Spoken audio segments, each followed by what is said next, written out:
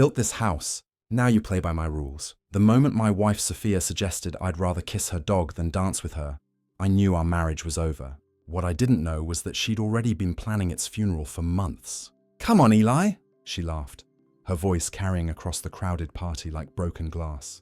"We both know. You'd rather be in your workshop than here with actual people." The room fell silent. 30-something socialites in designer dresses turned to watch the show, their champagne glasses frozen halfway to their lips. Mason Carter, Sophia's real estate mogul boss, smirked from his position by the marble fireplace, clearly enjoying my humiliation. "I'm Eli Quinn, 42 years old, former Navy engineer turned custom home builder. I've survived 3 deployments and countless construction site disasters, but nothing prepared me for the surgical precision of my wife's public execution of our relationship." "You know what, Sophia?" I sat down my beer and stepped closer to her. The crowd leaned in, sensing trouble in the air. "You'll be kissing the doors of my house when I throw you out of it."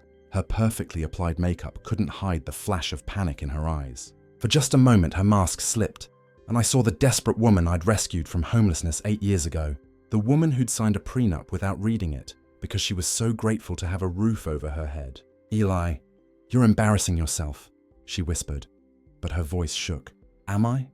I looked around the room at her so-called friends. Callie, the interior designer who'd never worked a day in her life. Jade, the yoga instructor whose husband paid for everything. Vanessa, the art gallery owner who sold overpriced prints to other rich wives. "Ladies, has Sophia told you about her humble beginnings? How she was living in her car when I met her at that charity event? How she cried when I offered her a place to stay?" "Eli, stop." Sophia's face flushed red beneath her foundation.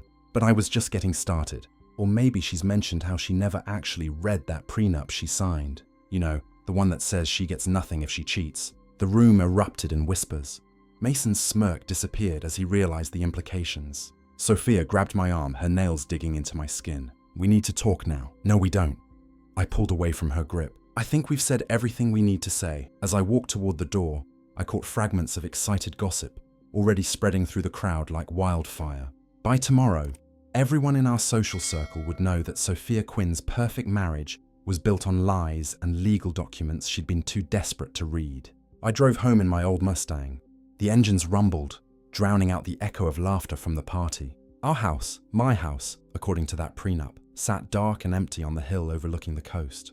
I built it myself, every beam and nail placed with precision and care. Sophia had decorated it, turning it into a showcase for her new identity as a successful woman who'd never been homeless, never been desperate, never been saved. Inside, I poured myself a whiskey and sat in my workshop, surrounded by the tools and plans that actually mattered to me. My phone buzzed with texts from Ryan, my oldest friend, and the only person at that party who'd seemed genuinely uncomfortable with the spectacle. "Dude, you okay? That was intense." I typed back, "Just getting started." Because as I sat there in the silence, pieces of a puzzle I'd been ignoring for months suddenly clicked into place. The late nights Sophia claimed were work meetings, the expensive jewelry that appeared without explanation, the way she'd started criticizing everything about me, from my clothes to my friends to my profession. She wasn't just cheating. She was building a case for why she deserved to leave me. And Mason Carter, with his slicked back hair and his Porsche and his reputation for taking whatever he wanted, was helping her do it. My phone buzzed again. This time it was a text from an unknown number. "Back off or you'll regret it." I laughed out loud in the empty workshop. If Mason thought a threatening text would scare me, he clearly didn't understand who he was dealing with. I'd spent years in the Navy learning how to plan operations, how to anticipate enemy moves, how to turn their strengths against them, and I'd just declared war. The next morning, I woke up to find Sophia's side of the bed empty and cold. Her car was gone, along with most of her clothes. She'd left a note on the kitchen counter, "Staying at Callie's until you calm down. We need to discuss this like adults." Like adults, right? Adults who humiliate their spouses at parties and then run away when confronted with consequences. I called Ryan and asked him to meet me for coffee. He showed up looking like he'd slept in his clothes, which he probably had. Ryan owned a small electronics repair shop and had never quite figured out the whole professional appearance thing, which was one of the reasons I liked him. "Man, last night was brutal," he said, sliding into the booth across from me. "Sophia really went for the throat. She's been planning this," I told him. "I just haven't been paying attention." "What do you mean?" I pulled out my phone and showed him the threatening text. Mason Carter sent this after I left. Ryan's eyes widened. Seriously, what are you going to do? Find out what they're really up to? I leaned forward. I need a favor. You still have connections from your security system days.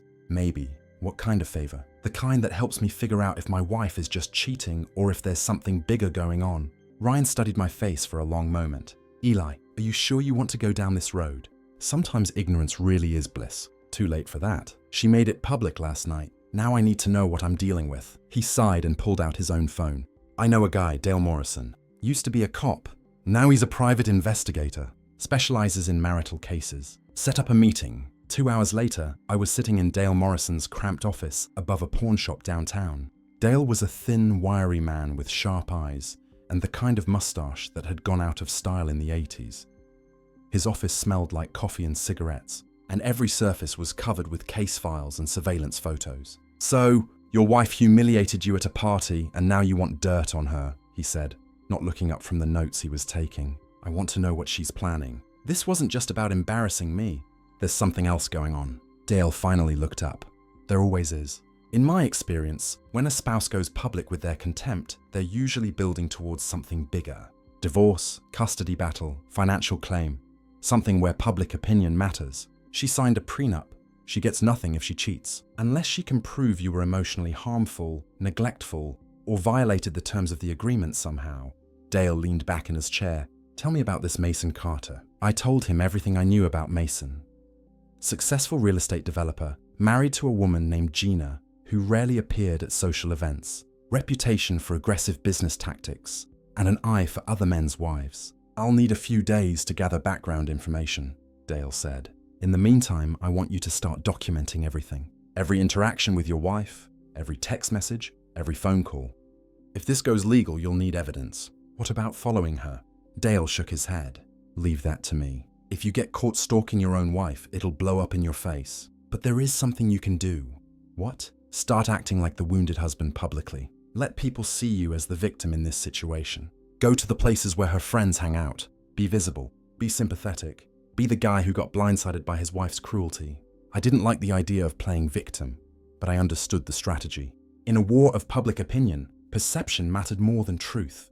That afternoon, I drove to the country club where Sophia and her friends often had lunch. I sat at the bar, ordered a sandwich and waited. Sure enough, within an hour, Callie and Jade walked in, whispering to each other and glancing in my direction. I made sure to look appropriately miserable, staring into my beer like a man whose world had just collapsed, which in a way it had. Eli, Callie approached cautiously. Are you okay? I looked up, making sure my expression showed just the right amount of pain and confusion. Oh, hey Callie, I'm trying to figure out what happened last night, where I went wrong. The two women exchanged glances. I could see the calculation in their eyes, weighing their loyalty to Sophia against their natural instinct for gossip. Maybe you should talk to Sophia, Jade said carefully. I tried calling her. She won't answer. I took a sip of my beer, letting my hand shake slightly. I know I'm not the most exciting guy in the world, but I thought we were happy. I thought she loved me. Callie sat down next to me, her maternal instincts overriding her friendship with Sophia. Eli, honey, sometimes people change. Sometimes they want different things. Different things like Mason Carter. The words hung in the air between us. Callie's face went pale and Jade took a step backward. I don't know what you mean, Callie said, but her voice lacked conviction. Come on, Callie. Everyone saw how they were looking at each other last night. How long has it been going on? For a moment, I thought she might actually tell me. But then her phone buzzed and I saw Sophia's name on the screen. The spell was broken. I should go, Callie said, standing up quickly. You should probably go home, Eli. Sleep it off. After they left, I sat at the bar for another hour, nursing my beer and watching the other patrons. Several people approached to offer their sympathy or their curiosity about the previous night's drama. I played my role perfectly, the confused husband who just wanted to understand what had gone wrong. But inside, I was taking notes. Mental notes about who seemed genuinely sympathetic and who was just fishing for gossip, about which of Sophia's friends might be willing to switch sides if the right pressure was applied. My phone buzzed with a text from Dale. Preliminary report ready. Can you meet tonight? I finished my beer and headed back to his office. This time, Dale had a manila folder waiting for me, thick with photographs and documents. Your instincts were right, he said, sliding the folder across his desk. This isn't just an affair. It's a campaign. I opened the folder and felt my stomach drop. The first photograph showed Sophia and Mason in what was clearly a hotel room, but they weren't in bed. They were sitting at a small table, papers spread between them, deep in conversation. "Business meeting?" I asked. "Keep looking." The next photo showed Mason's car parked outside a law office, then Sophia entering the same building an hour later. There were photos of them at restaurants, always in deep conversation, always with documents or phones between them. "They're planning something," Dale said, "and based on the law firm they're visiting, I'd say it involves either a divorce or a lawsuit. Maybe both." The final photograph made my blood run cold. It showed Sophia talking to a man I didn't recognize outside our house. The man was taking pictures of the property, making notes on a clipboard. "Who's that?" "Real estate appraiser. They had your house evaluated 3 days ago." I sat back in my chair, the pieces finally clicking into place. This wasn't just about Sophia wanting out of our marriage. This was about her wanting everything I'd built, despite the prenup that should have protected me. "They're going to claim the prenup is invalid," I said. Dale nodded. "That's my guess. Probably argue that you coerced her into signing it, or that she wasn't mentally competent, or that circumstances have changed significantly since it was signed." "Can they do that?" "Depends on the prenup and the judge. But if they can paint you as controlling or toxic, if they can show that she's contributed significantly to the marriage's success, they might have a shot." I thought about Sophia's public humiliation of me at the party. How she'd made sure everyone saw me as the boring, controlling husband who didn't deserve her. It wasn't just cruelty, it was strategy. "What's my next move?" Dale smiled. And for the first time since I'd met him, he looked genuinely pleased. "Now we start building your case. And trust me, Mr. Quinn, by the time we're done, they're going to wish they'd never started this war." Dale's plan was elegant in its simplicity. Instead of confronting Sophia and Mason directly, we were going to give them exactly what they thought they wanted. Evidence that I was the controlling, emotionally unstable husband they needed me to be. "The key," Dale explained over coffee the next morning, "is to make them overconfident. Let them think their plan is working, let them get sloppy, and then document everything they do wrong." "You want me to act crazy?" "I want you to act hurt and desperate. There's a difference. Crazy gets you arrested. Hurt and desperate gets you sympathy." The first phase of our plan involved me showing up at Sophia's temporary residence, Callie's mansion in the hills, with flowers and a heartfelt apology. Dale had positioned himself across the street with a camera, ready to document whatever happened next. I knocked on Callie's door at exactly 2 p.m, when I knew Sophia would be there for their daily gossip session. Callie answered, looking uncomfortable. "Eli, what are you doing here?" "I need to see my wife." I held up the bouquet of roses I'd bought at the grocery store. "I need to apologize. She doesn't want to see you." "Please, Callie. I know I screwed up at the party. I was drunk and stupid, and I said things I didn't mean. I just want to make it right." Callie's expression softened slightly. She'd always had a weakness for grand romantic gestures, probably because her own husband showed about as much emotion as a houseplant. "Wait here," she said, closing the door. I could hear voices inside, heated whispers that carried through the expensive wood. After a few minutes, the door opened again and Sophia appeared. She looked perfect as always. Hairstyled, makeup flawless, wearing a dress that probably costs more than most people's monthly rent. But there was something different in her eyes, harder, more calculating. "What do you want, Eli?" "I want my wife back." I held out the flowers. "I want to fix this." She didn't take them. "You humiliated me in front of everyone we know. You humiliated me first." "That's different." "How is it different?" "Because you deserved it." The words came out sharp and cold without a trace of the woman I'd married. "You've been holding me back for years, Eli. Making me feel small. Making me feel like I should be grateful for scraps. I saved you. You were living in your car when I met you. And you've never let me forget it, have you?" Sophia stepped closer, her voice rising. "Every time I wanted something better, every time I tried to improve myself, you reminded me where I came from. Well, guess what? I'm not that desperate girl anymore. No, now you're just a cheating wife." The slap came fast and hard, snapping my head to the side. I touched my cheek, feeling the sting, and saw Dale across the street adjusting his camera lens. "Stay away from me, Eli. Stay away from my friends and stay away from my job." "Your job?" I laughed. "You mean Mason Carter's bed?" This time she went for my face with her nails, but I caught her wrist. For a moment, we stood there locked in a struggle that had nothing to do with physical strength and everything to do with 8 years of buried resentment. "Let go of me," she hissed. "Or what? You'll call the police? Tell them your husband tried to give you flowers. I'll tell them you're stalking me, that you're unstable, that you threatened me." "Did I threaten you, Sophia?" "Because all I remember is apologizing and offering you flowers." She jerked her wrist free and stepped back. This conversation is over. No, it's not. I dropped the flowers on the doorstep. It's over when I say it's over. This is my house, my life, my marriage you're trying to destroy, and I'm not going to make it easy for you. The door slammed in my face, but I'd gotten what I came for. Sophia had revealed her true nature in front of witnesses, and Dale had captured every moment. Phase 2 began that evening. I called Mason's office and asked to speak with him directly.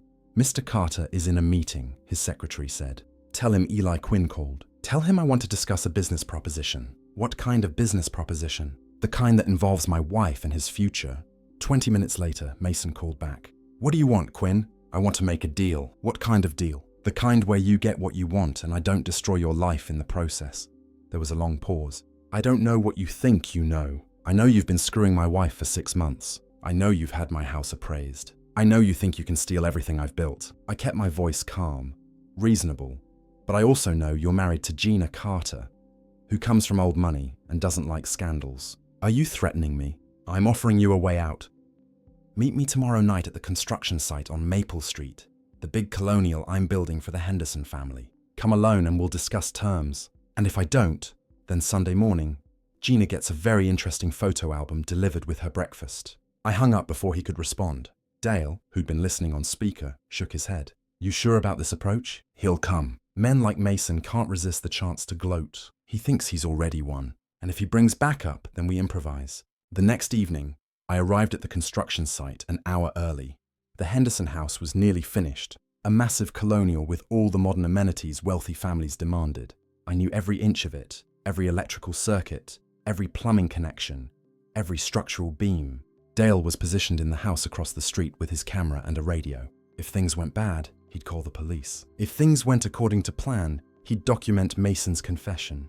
Mason arrived exactly on time, driving his silver Porsche like it was an extension of his ego. He parked next to my truck and got out, looking around nervously. Quinn, where are you? Up here. I called from the second floor balcony. Front door's open. He climbed the stairs slowly, his expensive shoes echoing on the unfinished hardwood. When he reached the main floor, I was waiting in what would eventually be the living room, sitting on a stack of lumber. Nice place, he said, looking around. You do good work. I know. That's why people pay me to build their dreams instead of trying to steal them. Mason's fake smile disappeared. Let's cut the crap, Quinn. What do you want? I want to know why you think you can take my wife and my house and walk away clean. Your wife came to me, not the other way around. She's unhappy. She wants more than you can give her. She wants money. Your money? Maybe, but she's willing to work for it. Is that what you call it, work? Mason stepped closer, his confidence growing. Face it, Quinn. You're a blue-collar nobody who got lucky. Sophia's realized she can do better. Better than the man who saved her from homelessness. Better than the man who's been holding that over her head for 8 years. Mason pulled out his phone and showed me a recording app. She's told me all about your emotional misuse, your controlling behavior, your threats. Threats like the one you made yesterday, about throwing her out of the house. I stood up slowly, letting him see that I was bigger than him, stronger than him, and very, very angry. You recorded our conversation yesterday? Sophia did. She's been documenting your behavior for months. Every argument, every time you reminded her of her past, every time you made her feel worthless, and you think that's going to hold up in court. I think it's going to destroy you. Mason's smile was pure poison. See, the thing about prenups is that they're only valid if both parties entered into them freely. But if we can show that Sophia was coerced, that she was in a manipulative and emotionally harmful relationship, that she signed under duress, the prenup gets thrown out, and she gets half of everything, including this little construction business of yours. I nodded slowly, as if I was finally understanding the scope of their plan. And then she marries you, and you get access to all my assets. Something like that. There's just one problem with your plan, Mason. What's that? I pulled out my own phone and showed him the recording app that had been running since he'd arrived. You just confessed to conspiracy to commit fraud. His face went white. I can't what? Record a conversation on my own property? Document threats against my business and marriage? I stepped closer. See, the thing about being a contractor is that you learn to plan for every contingency. You measure twice, cut once. You document everything. Mason lunged for my phone, but I was ready for him. I sidestepped and let his momentum carry him into a stack of drywall. He went down hard, his expensive suit covered in dust and debris. Stay down, Mason. You're embarrassing yourself. He scrambled to his feet, his face red with rage and humiliation. This isn't over. Yes, it is. Because tomorrow morning, Gina gets copies of all the photos Dale took of you and Sophia, along with a recording of this conversation. And by tomorrow afternoon, everyone in your social circle will know exactly what kind of man you really are. You bastard! I'm the bastard who's about to destroy your marriage, your reputation, and your business relationships, all because you thought you could steal from me.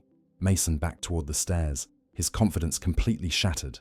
Sophia will never forgive you for this. Sophia lost the right to my forgiveness when she decided to humiliate me in public.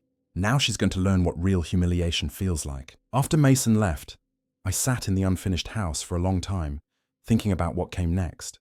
The recording would protect me legally, but it wouldn't repair the damage to my marriage or my reputation.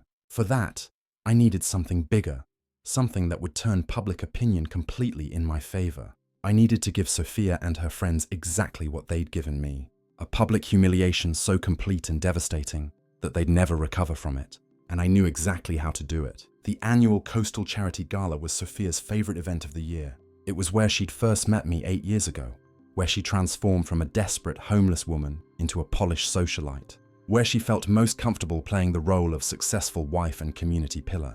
It was also where I was going to destroy her. Dale had spent the week gathering additional evidence and making preparations.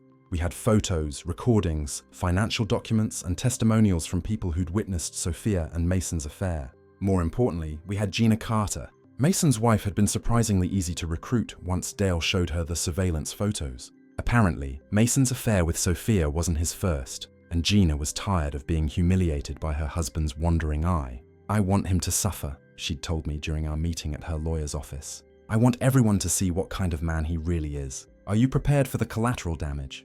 This is going to get ugly. Good.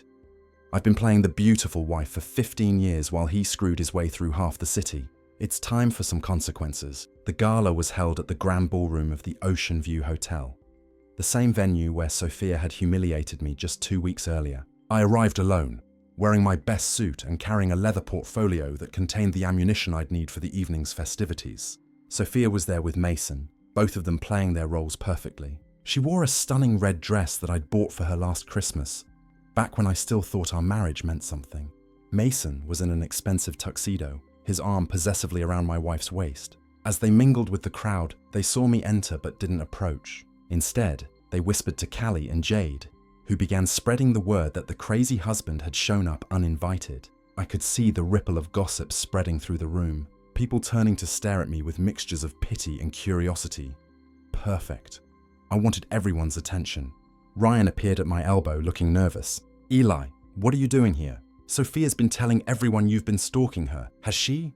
That's interesting considering I haven't contacted her since our conversation at Callie's house. She says, you've been driving by her work, calling her friends, making threats, all lies. But don't worry, everyone will know the truth soon enough. The evening's program began with dinner and speeches from local politicians and charity organizers. I sat at a table in the back, eating my salmon and waiting for the right moment. Sophia kept glancing in my direction, her nervousness growing as the evening progressed.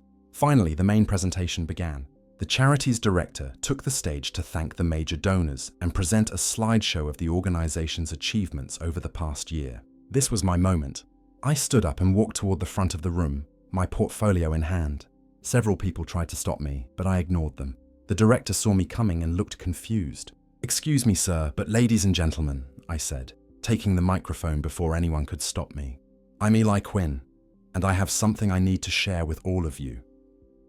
The room erupted in whispers. Sophia stood up at her table, her face pale. Mason grabbed her arm, trying to pull her toward the exit, but it was too late. Everyone was watching now. 2 weeks ago, my wife Sophia humiliated me at a party. She suggested I'd rather kiss her dog than dance with her. She made it clear that she thought I was beneath her, that our marriage was a joke, that I was holding her back from the life she deserved. Security, Mason shouted, but the hotel staff seemed as interested in the drama as everyone else. At the time, I thought it was just cruelty. I thought she'd fallen out of love with me and wanted out of our marriage. But then I discovered the truth. I opened my portfolio and pulled out the first photograph. This is my wife and Mason Carter in a hotel room 3 months ago.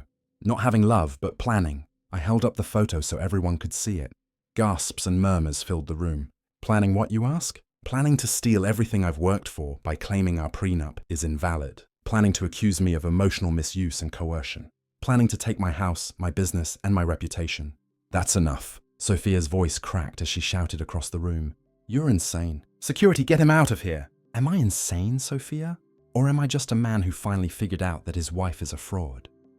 I pulled out another document.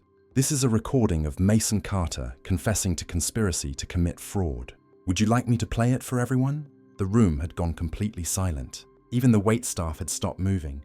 You see, ladies and gentlemen, my wife isn't the successful, independent woman she pretends to be. 8 years ago, she was living in her car, homeless and desperate. I found her at this very event crying in the parking lot because she'd snuck in, hoping to find someone to help her.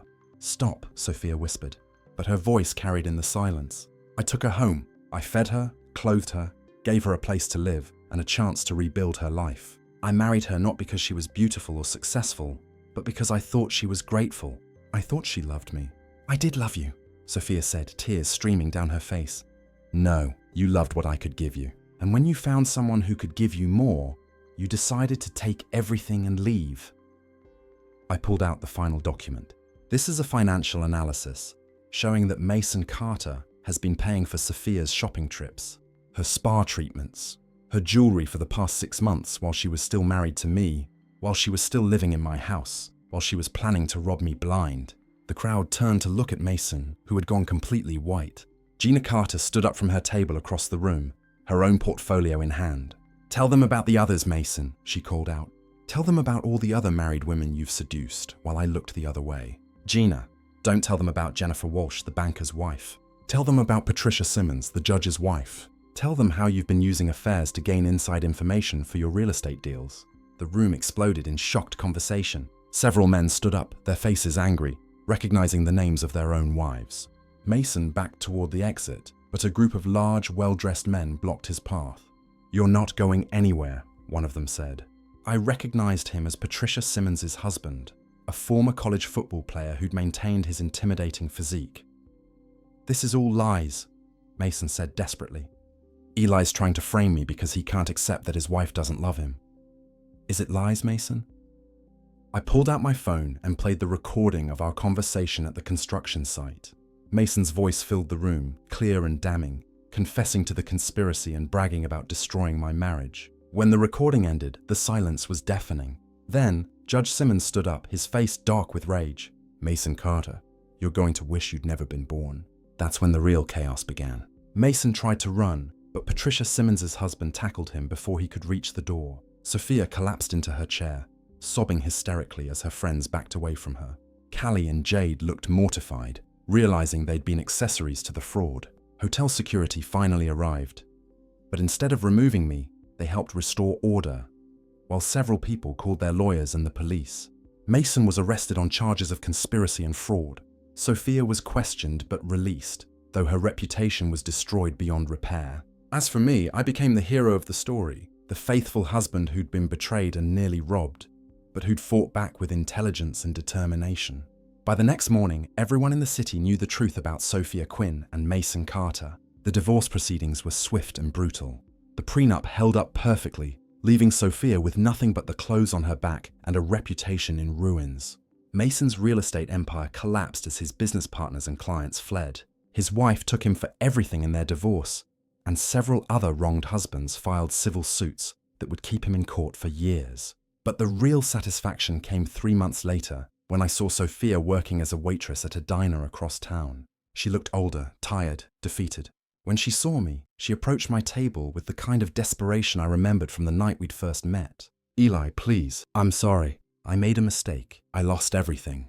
No, I said, not looking up from my menu. You chose everything. You chose Mason. You chose greed. You chose to humiliate me in public. Now you get to live with those choices. I have nowhere to go. I'm sleeping in my car again. That's not my problem anymore. She stood there for a long moment, waiting for me to change my mind, to offer her the same salvation I'd given her 8 years earlier. But that man was gone, destroyed by her betrayal, and reborn as someone who understood that some people don't deserve second chances. Your order, sir? She asked finally, her voice breaking. Just coffee, Black. As she walked away, I felt something I hadn't experienced in months. Peace. The war was over, and I had won completely. Sophia had wanted everything, and now she had nothing. Mason had thought he could steal from me, and now he was the one who'd lost everything. Justice, it turned out, tasted exactly like victory.